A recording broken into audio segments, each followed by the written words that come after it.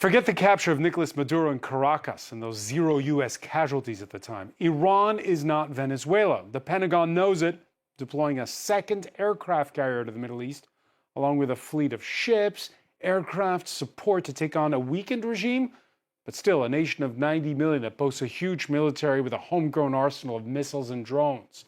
Is the U.S. prepared for all eventualities, particularly around the Strait of Hormuz, passageway for more than 1/5 of the planet's oil and gas?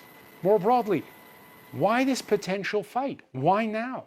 How does the same Donald Trump, who now chairs a board of peace, actually view the use of force? The president who campaigned on the promise of no boots on the ground already pushed a red line last June when the U.S. joined Israel's bombing of Iranian nuclear installations. Will he pull the trigger this time? And how does the Islamic Republic and its supreme leader view an ultimatum that's mainly but not only about the nuclear program? To ensure its survival, the regime mowed down protesters by the thousands back in January. Does it emerge further weakened or strengthened after what now lies ahead? Today in the France 24 debate, we're talking about Trump's Iran gambit. With us from Ithaca, New York, Sarah Krebs, director of Cornell University's Tech Policy Institute. Thanks for being with us. Your books include Drone Warfare and Coalitions of Convenience, U.S. Military Interventions After the Cold War. Thank you very much for having me. From Washington, he's a former intelligence officer, national security consultant, Michael Pregent. Good to see you again. Good to see you. Thanks for having me. Journalist Borzu Daragahi, who publishes and podcasts at borzu.substack.com. How are you? Good. And Yasmina Asragis, research associate at Princeton University. You're the author in French of The Mirage of Peace, the true story of Israel and Arab countries. Welcome to the show. Thank you so much. Speaking of podcasts, the France 24 debate is yours to listen, like, and subscribe to on Spotify, Apple Podcasts, YouTube, and other fine streaming services. Yeah, prelude to war or a buildup that's part of the bargaining process? The next round of direct Iran-U.S. talks announced for Thursday in Geneva. On Fox News Sunday, Donald Trump's New York Days real estate buddy, come lead negotiator, Steve Witkoff, had a message from the boss. I don't want to use the word capitulated, but why they haven't capitulated? why under this sort of pressure with the amount of sea power, naval power that we have over there, why they haven't come to us and said, we profess that we don't want a weapon, so here's what we're prepared to do, and yet it's hard to sort of get them to that place. Borzu Daragahi, why haven't they capitulated? I mean, any political scientist will tell you that sometimes matters of honor and freedom supersede these kinds of threats and security. So, you know, I think in the U.S. we have a saying, give me liberty or give me death. And that's essentially what the Iranians are saying. And I spoke about this a little bit on my podcast, but, you know, I think it's been a long time since that kind of gunboat diplomacy has actually worked, which is what Steve Witkoff is describing. It didn't work in Vietnam. It didn't work with Cuba. It didn't really work with Venezuela either. You know, the national leaders have national aspirations, and nationalism is a very strong factor. So that's what is really driving Iran. That's why they're not going to simply, quote unquote, capitulate. Is that just talk, Sarah Krebs, we heard for the cameras? What does that clip tell you, that clip by Steve Witkoff that we just listened to? Well, no, I think what my colleague just said is absolutely right, is that there is a lot of interest that these individuals have in staying in power. And it's really difficult, and this rarely works for individuals to just kind of give up power regardless of how much pressure they're under. Let me ask you, Michael Pregent, Steve Witkoff, who one day is the negotiator on Iran, the next day he's the broker between Russia and Ukraine. Is he in over his head? You and I talked so often about the JCPOA, the Iran nuclear deal, which took years. I think if Iran wanted somebody to negotiate that they could push around, it'd be Witkoff. They've seen him fail when it comes to Gaza. They've seen him fail when it comes to Russia and Ukraine. And they know that all they have to do is get into Kushner's ear or Erdogan's ear, and you can move Witkoff around the chessboard. Witkoff is not an effective negotiator. The Navy, that military presence is, but we need a different voice communicating that threat other than Witkoff. Who would that voice be? Marco Rubio, easily. Marco Rubio. Do you agree with that, Yasmina Aspergis? I think there is clearly a desire to reshape the Middle East. Last time, the same team with Jared Kushner, and let's not forget that for the first couple of months of this administration, Jared Kushner was behind Steve Witkoff, even if we did not have visual on that. And what I'm saying is that there has been conversations with these people and Marco Rubio. And they're trying to change an entire region in a time frame that is very short.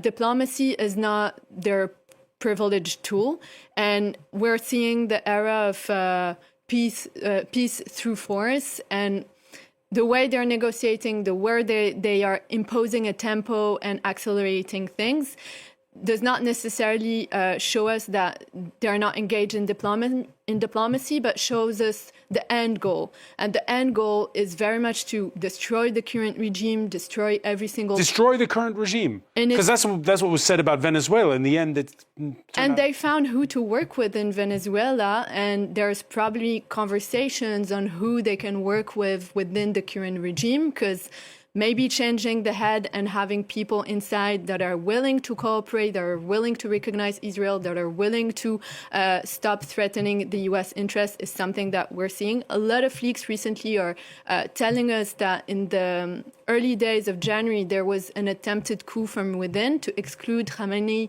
from power.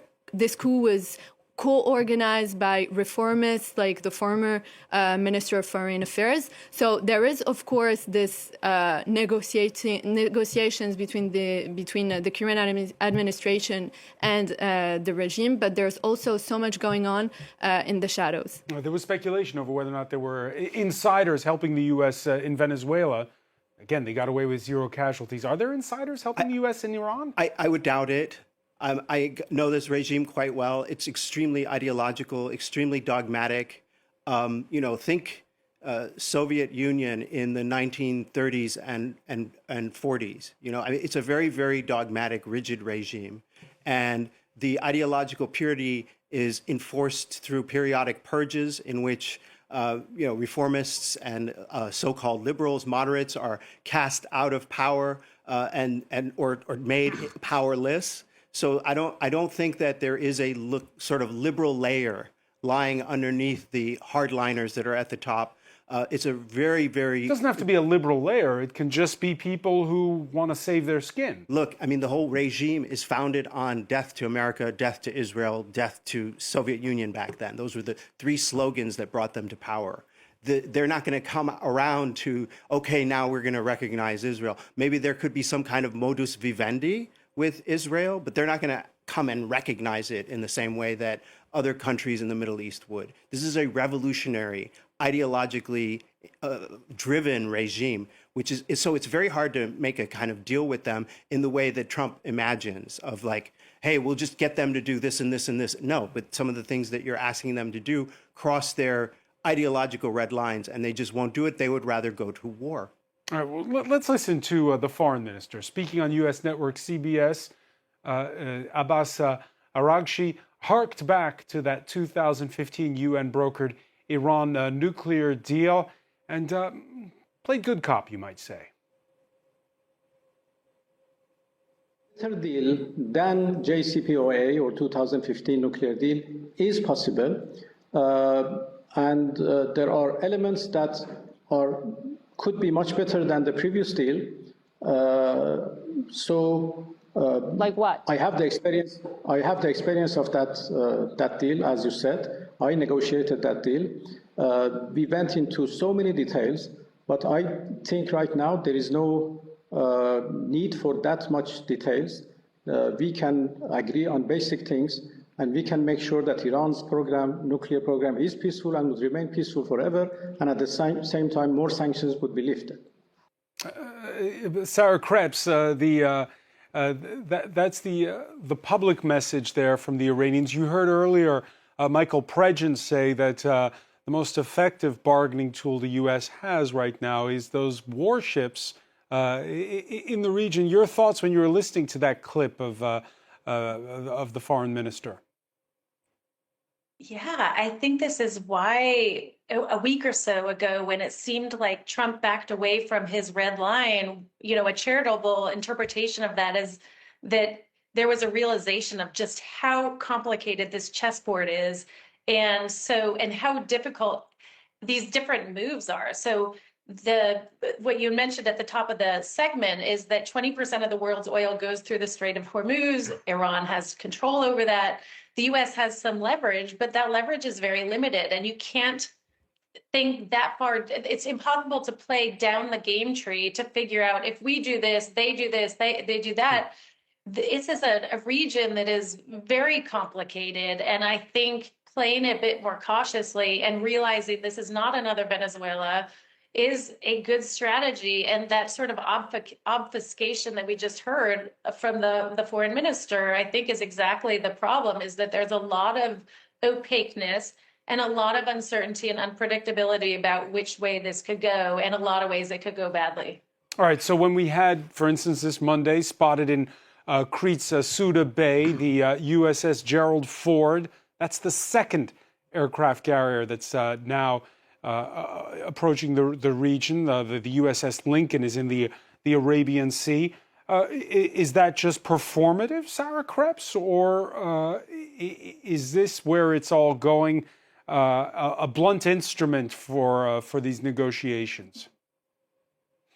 Yeah, I think what we realize, or people in the foreign policy establishment in the United States realize, is that raw force can only go so far. I mean, we spent 20 years in Afghanistan, 20 years in Iraq, and the U.S. spends $800 billion a year on its military, and that did not lead to positive outcomes in either of those wars. So I think that there should be reticence about the belief that just using military power is going to achieve the diplomatic objectives that they're going for. So I think the best case scenario is that they try to use that as that show of force to compel.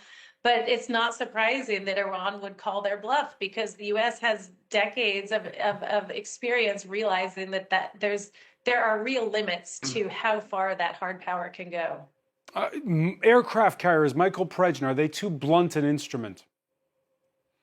Well, where this is different is that we're not going to put 150,000 troops on the ground in Iran. We're not going to do the same thing we did in Iraq and Afghanistan. We are simply going to use these aircraft to target air defense systems, naval assets, to give the U.S. control of the Strait of Hormuz and the international community control of that commerce path. The Navy is there to take out specific targets, to hit Fordo, Natanz, Isfahan, and the other nuclear sites. This is not about dropping paratroopers into Iran and setting up a U.S. base in Tehran after we collapse the regime. This is a show of force. Again, where the Ford is now, the Ford could actually hit everything in Western Iran that it wants to hit. This is about doing what Israel did during those 12 days, taking control of Iran's skies during the daytime, flying over Tehran. That'll move the regime to ground, and that'll give the protesters a chance to take more territory. That's what this is about. At the initial stage, that's what this is about. Yeah, Michael, Iran doesn't have aircraft carriers, but it's got plenty of missiles of varying ranges. And you have to wonder, for Iran, a win can be something quite limited, as doing damage to one of the ships or hitting an ally. The primary targets would be those radars for those systems you just talked about. It'll be the ground to sea missile capabilities. Those will be taken out. And their air defense systems will be targeted in that first wave. And they'll be targeted with Iran being blind during that strike. So that's the capability the U.S. has. Will there be an attack? I don't know. We continue to see the administration try to have off ramps. You know, if they come back to the table and talk about the nuclear deal, then the strikes can be called off. But at this point, they don't believe the messenger, and the messenger is Witkoff and Kushner. They don't believe them. They do believe that Trump is a wild card. We have a 6-day window now in which the president has said he will act if Iran doesn't come to the table. And we're starting to see these forces move into a position where the president will have to use some sort of strike, whether it be a limited strike against these targets in order to save face. And that's where we're at right now. We shouldn't be where we're at right now. There shouldn't be 20,000 Iranians that have lost their lives protesting because President Trump said help is on the way. We didn't mean help is on the way for the regime, as in Witkoff and Kushner. We should have meant help is on the way for the Iranian protesters. Yasmina Asragis, 6 days, Trump has to act, says Michael Perez. Do you agree with that?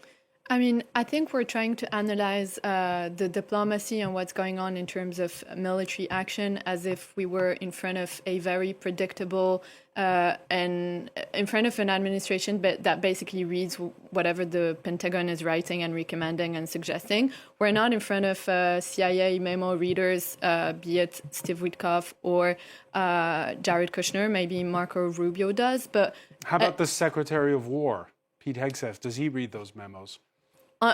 Only God knows, but having this type of nuclear talks in 6 days, we're not in a process that is usual in diplomacy, and reaching any type of detailed agreement in terms of nuclear negotiation is mission impossible in 6 days. So what we're seeing is the preparation of another phase, and I think I do agree with what was just said. I think it's the finish line or the episode 2 of what happened last June with this trilateral confrontation with the US, Israel, and Iran. And this is the finish line.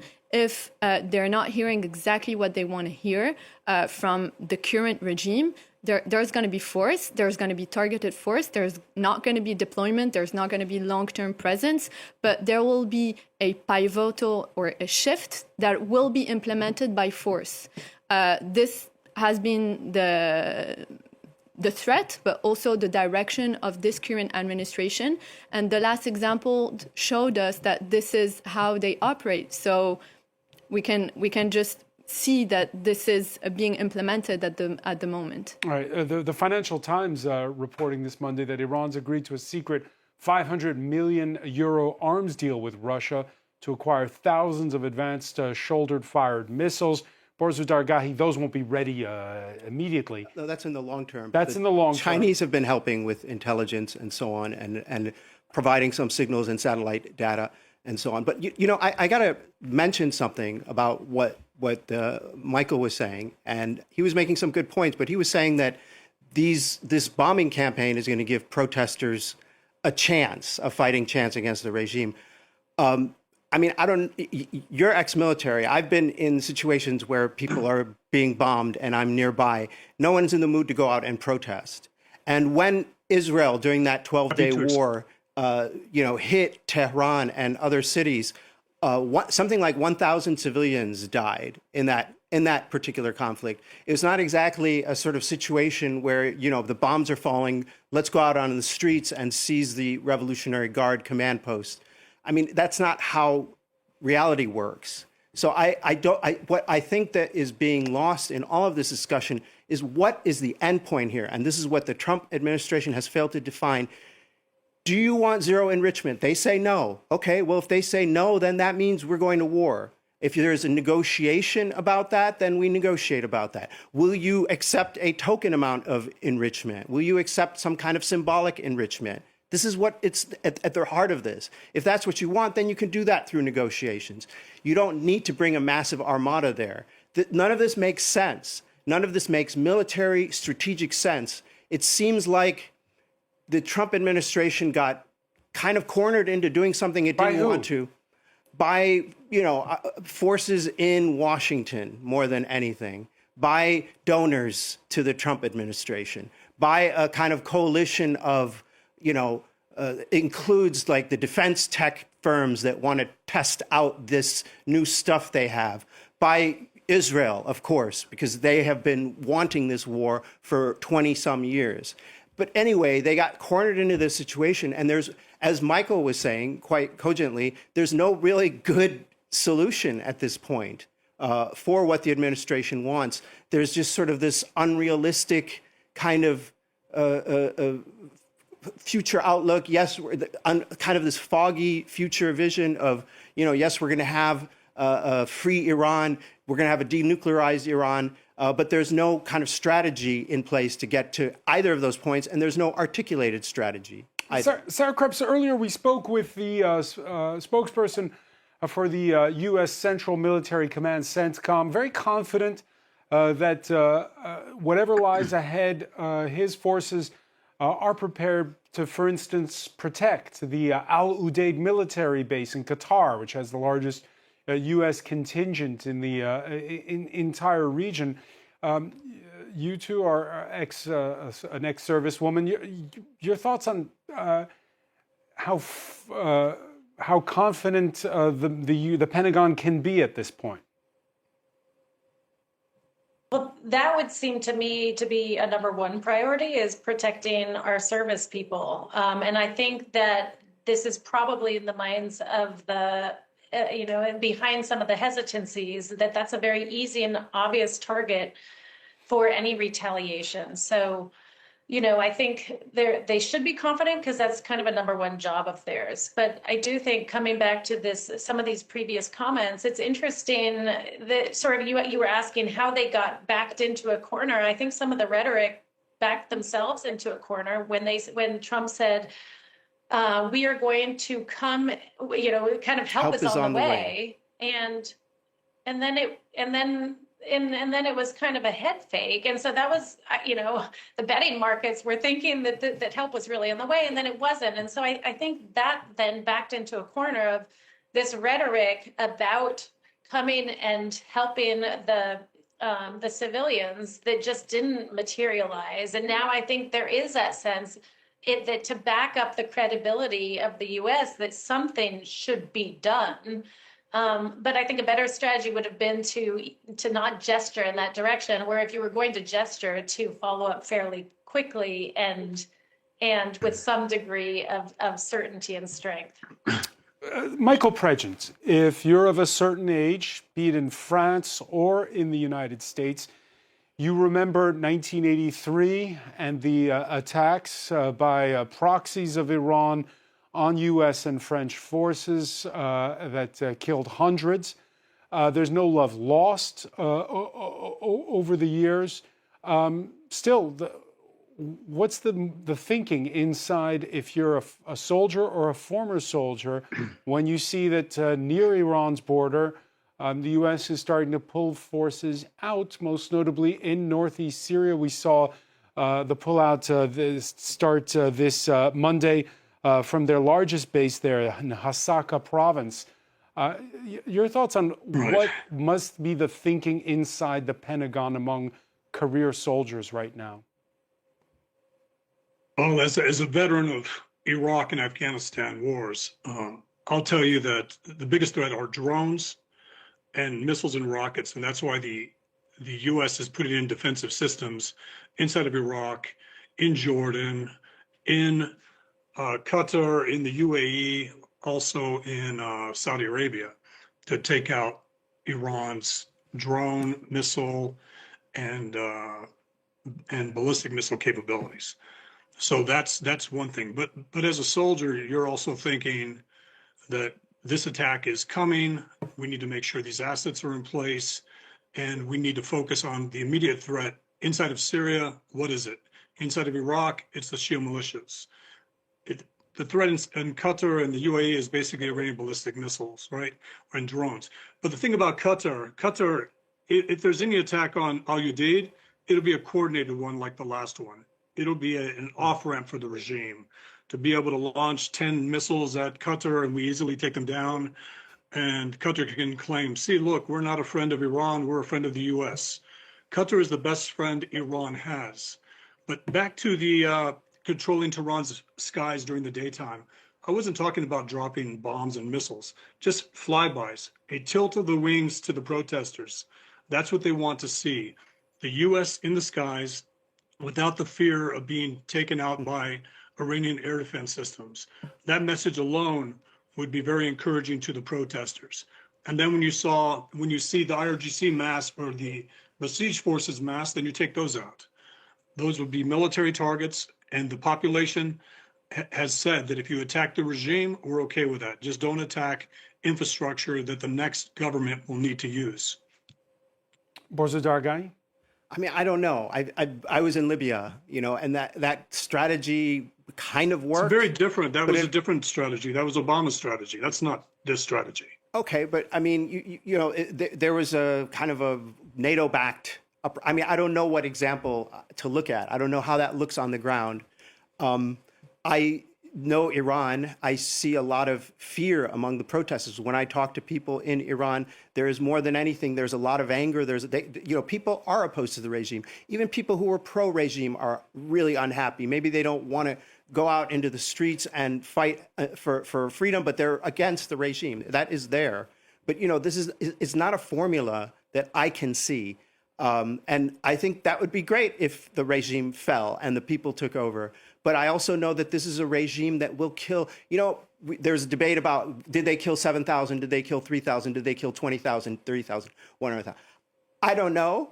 But I know that this regime would be capable of doing that. They would be capable of killing hundreds of thousands of protesters to stay in power because they have a mandate from God. The supreme leader is the representative of God on earth. We have to protect him at all costs. This is the danger of this ideological regime. So I just don't see a formula for success there. Those Basiji and Revolutionary Guards that will be repressing people, they're based in little mosques. They're based in not even mosques, Hosseiniya, little half mosques, where, in neighborhoods and so on. How do you get those guys? They don't really mass.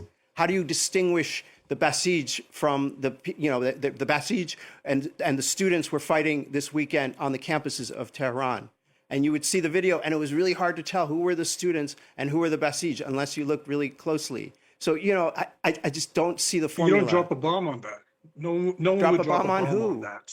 But you don't know on who those is protesters. Who. On the campuses. The Basij are guys on motorcycles driving around. They're like basically biker gangs. That's not a target for a weapon system from an aircraft. Sure. That's not a target. Okay. Yasmina Aswargiz, what about the rest of the region? How they feel about it? A lot of those countries represented last week at that Board of Peace signing that we saw on Thursday.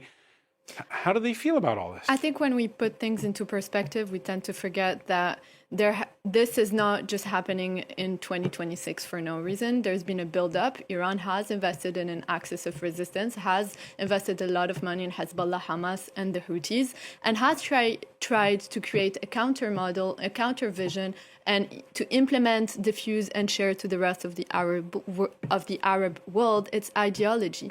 Now, Israel and the U.S. have created, built, and sustained over the last few years another bloc, that is the Abraham Accords bloc, that is the bloc of Israel, Gulf countries around the U.S. CENTCOM. And what we're seeing today is that the strategy of Iran not only did not work for its own people, but did not work for the current regime that is not even capable of addressing the issues in the streets, and basically does not even know how to reorganize itself for the current negotiations. But in case of regime fall, we don't know what would happen. And in this sense, of course, there's no recipe to bring democracy in the Middle East. And every time we try to change the DNA of a regime here and there, it has been complex. There has been civil war. It's not a simple issue. That is why diplomacy exists. That is why conversations remain the basic way of implementing change in a country.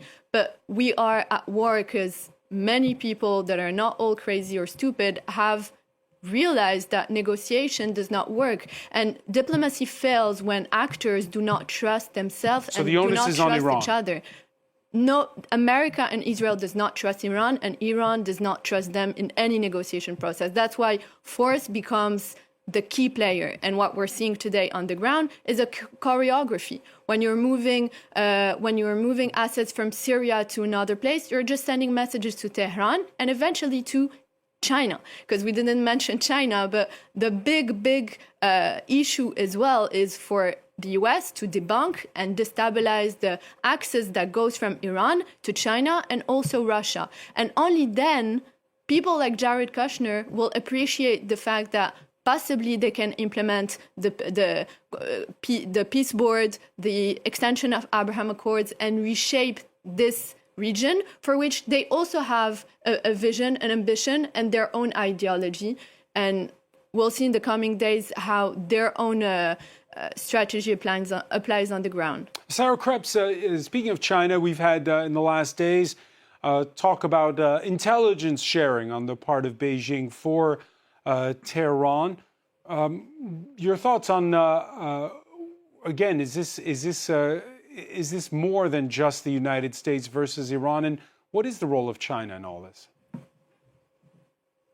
Yeah, this seems like classic realpolitik on the ground, which is sort of the enemy of my enemy is my friend. And so, right now it seems as though there are these kind of two worlds, U.S. allies, China, its allies, and then these kind of the Indias of the world that are trying to navigate the middle. And so it's not surprising that China is trying to align a little bit with Iran in order to push back in a balance of power kind of way against the United States, because that's kind of what these spheres of influence are right now. So it's not surprising at all.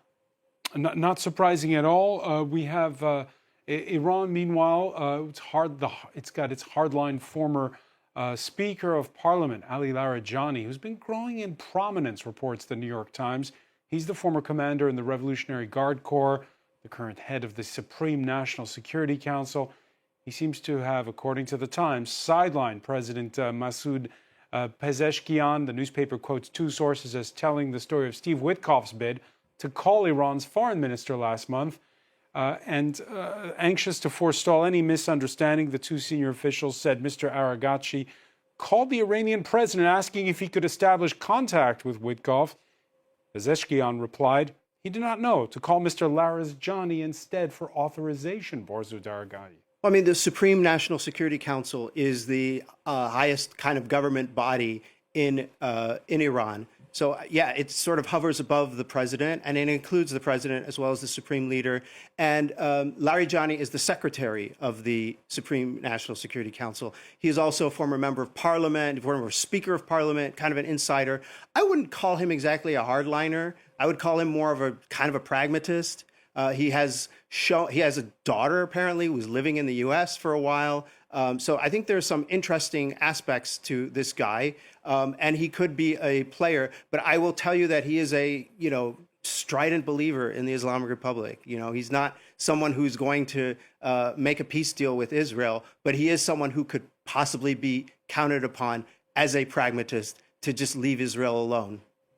There's been this talk, Michael Prejean, of targeted assassinations. How plausible is that?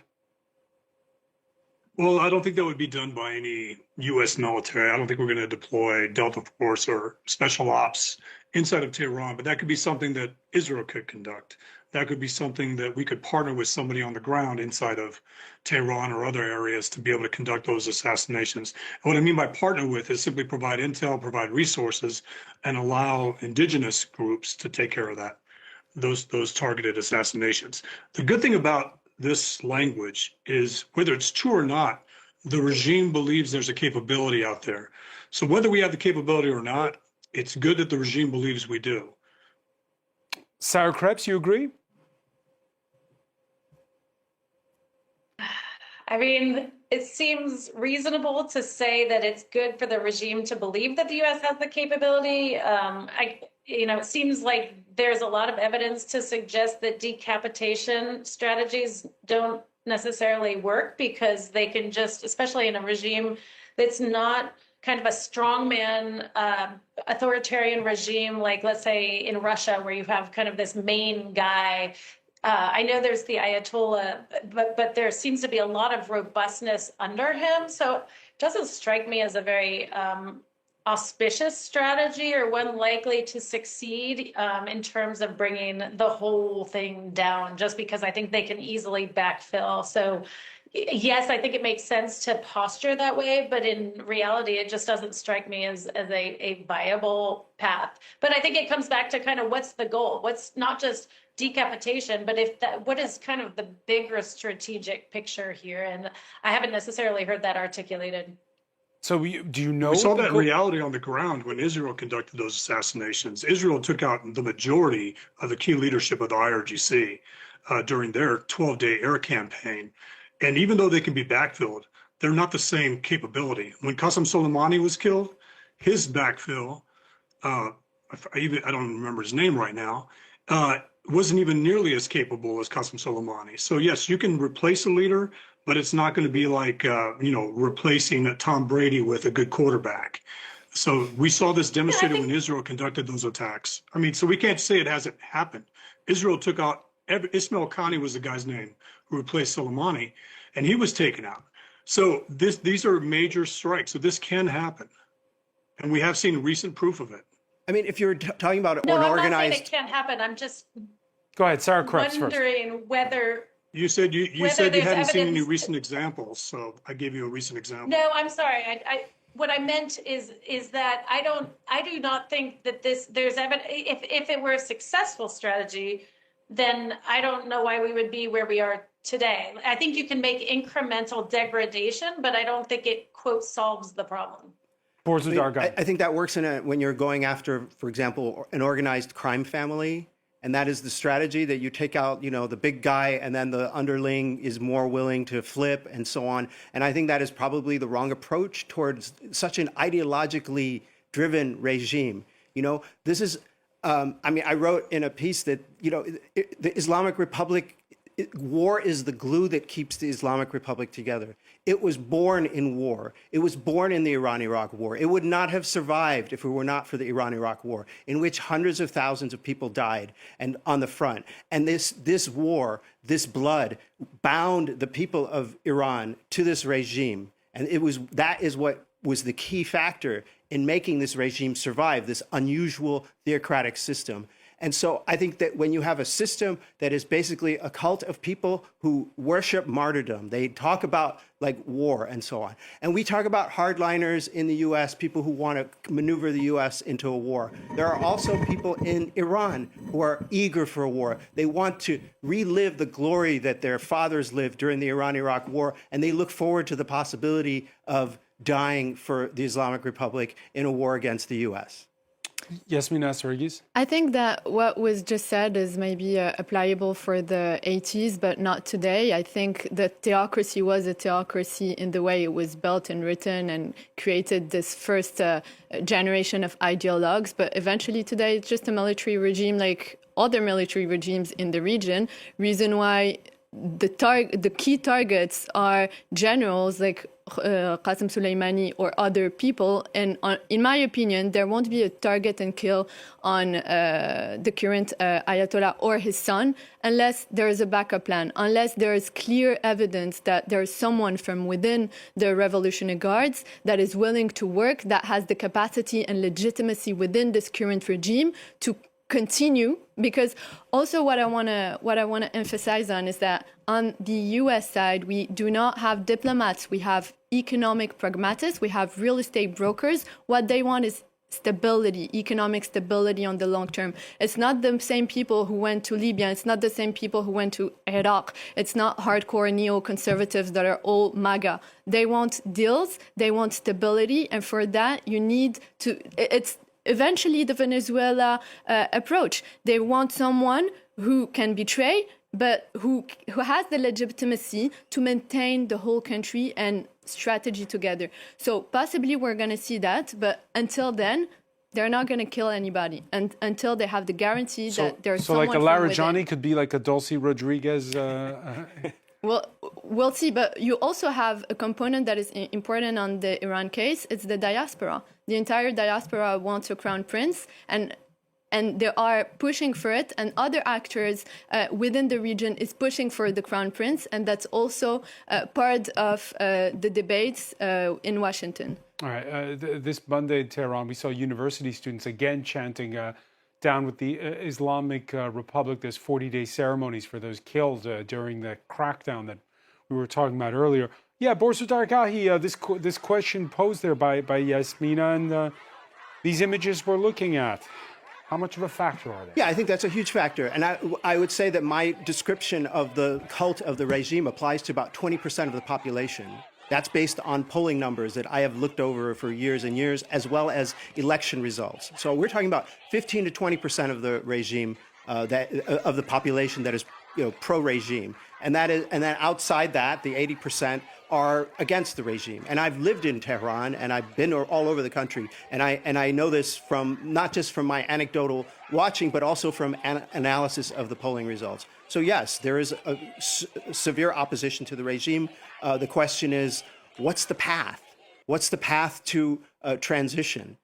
Is it going to turn into another Syria or Iraq or Libya, or is there a kind of a Czechoslovakia path forward, a velvet revolution kind of path forward, and that which is the kind of unicorn that all of these authoritarian regimes Is Iran need. capable of a velvet revolution, of a peaceful transition? Not now, not with this regime the way it is now, and not with the ideologues that are at the top of it now, but maybe in 15 years. Maybe in 15 years, very quickly. Michael Pregent, you agree? I can't forecast the future. We just can't determine that. I would hope, but again, as a military guy, I can't use hope, unfortunately. Sarah Krebs?